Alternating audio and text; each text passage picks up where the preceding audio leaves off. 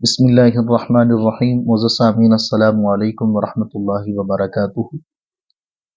قرآن مجید فرقان حمید کا ترجمہ اور تفسیر کے ساتھ ہم آپ کے سامنے حاضر ہیں۔ آج ہم سورۃ البقرہ اس کی آیت نمبر 8 سے شروع کریں گے۔ یہاں سے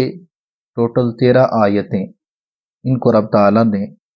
منافقین کے حق میں نازل فرمایا ہے،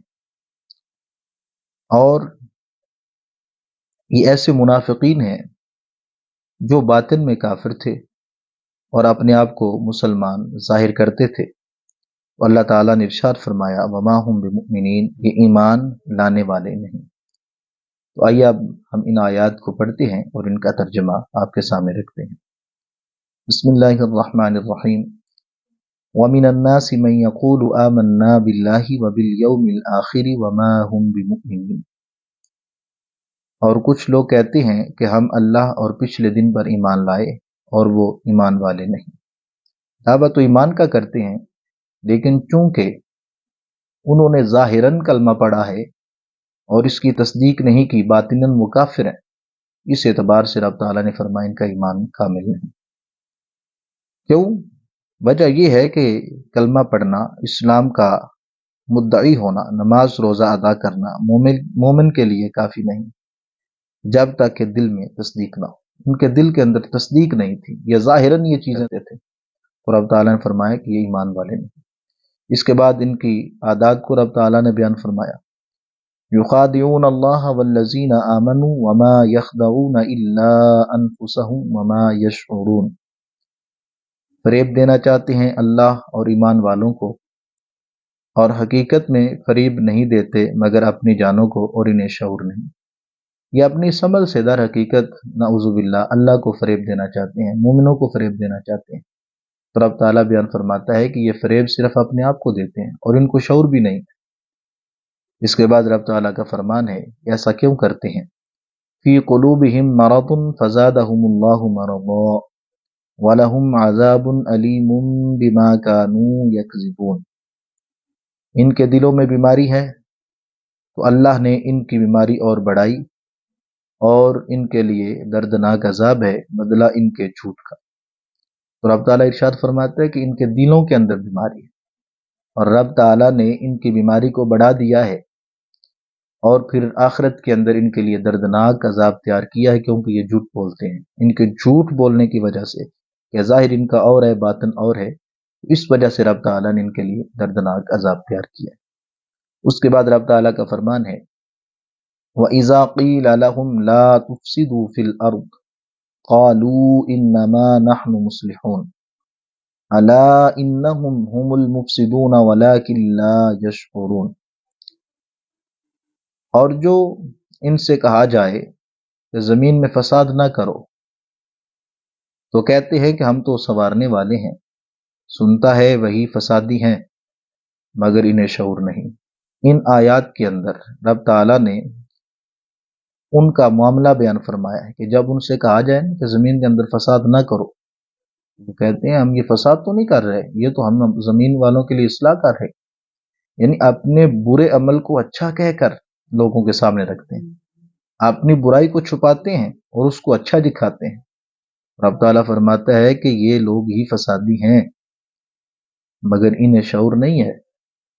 انہیں اتنا بھی شعور نہیں ہے کہ اپنے ہر غلط کام کو یہ صحیح کہہ کر بیان کرتے ہیں۔ اور اس کے بعد رب تعالیٰ کا فرمان ہے وَإِذَا قِيلَ لَهُمْ آمِنُوا كَمَا آمَنَ النَّاسُ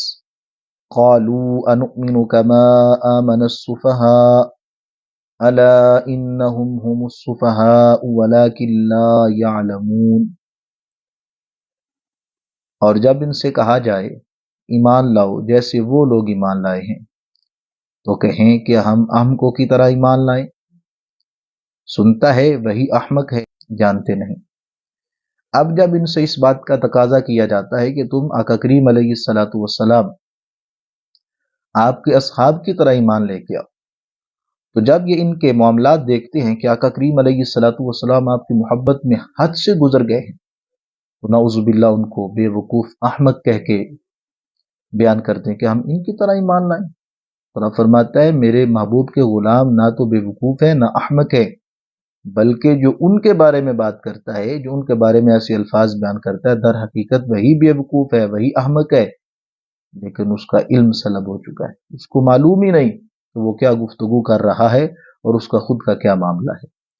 اور اس کے بعد رب تعالیٰ نے ان کا وہ عمل بیان کیا جو اکثر مسلمانوں کے ساتھ وہ کیا کرتے ہیں۔ وَإِذَا لَقُوا الَّذِينَ آمَنُوا قَالُوا آمَنَّا وَإِذَا خَلَوْا إِلَىٰ شَيَاطِينِهِمْ قَالُوا إِنَّا مَعَكُمْ إِنَّمَا نَحْنُ مُسْتَهْزِئُونَ،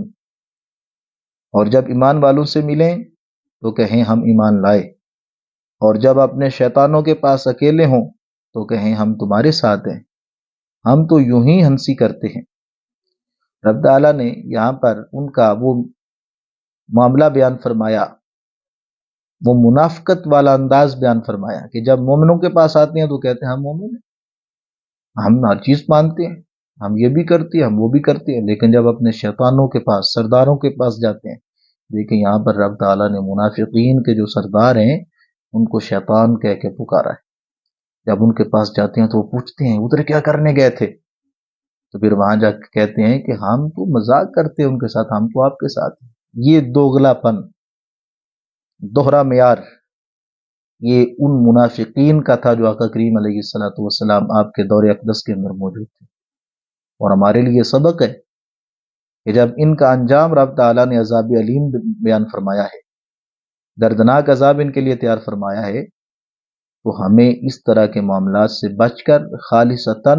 رب تعالیٰ کی توحید، آقا کریم علیہ الصلوۃ والسلام آپ کی رسالت اور آپ کی شریعت مطہرہ، آپ کی آل، آپ کے اصحاب کے ساتھ صحیح طریقے کے ساتھ تمسک کرنا چاہیے۔ ہمارا ظاہر اور باطن ایک ہونا چاہیے۔ اگر اس طرح کا معاملہ ہوا تو کہیں ہم بھی ان لوگوں کے اندر شمار نہ ہو جائیں۔ ہمیں اپنی زبان بڑی سوچ سمجھ کے استعمال کرنی چاہیے۔ اس کے بعد رب تعالیٰ بیان فرماتا ہے ان کی سزا کو، اللہ یستہزئ بہم ویمدہم فی طغیانہم یعمہون، اللہ ان سے استہزاء فرماتا ہے جیسا کہ اس کی شان کے لائق ہے، اور انہیں ڈھیل دیتا ہے کہ اپنے سرکشی میں بھٹکتے رہیں۔ اب رب تعالیٰ ان کو ڈھیل دیتا ہے، جو ایسے کرتے ہیں نا، منافقانہ رویہ رکھتے ہیں، تو رب تعالیٰ بیان فرماتا ہے میں خود ان کو ڈھیل دیتا ہوں تاکہ اپنی سرکشی کے اندر مزید بھٹکتے رہیں، پھر رب تعالیٰ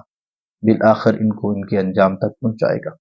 دنیا میں بھی رسوا کرے گا، قیامت کے دن بھی رب تعالیٰ ان کو دردناک عذاب عطا فرمائے گا۔ اس کے بعد رب تعالیٰ کا فرمان ہے اولئک الذین اشتروا الضلالۃ بالہدی فما ربحت تجارتهم وما كانوا مہتدین۔ اس کا ترجمہ یہ ہے،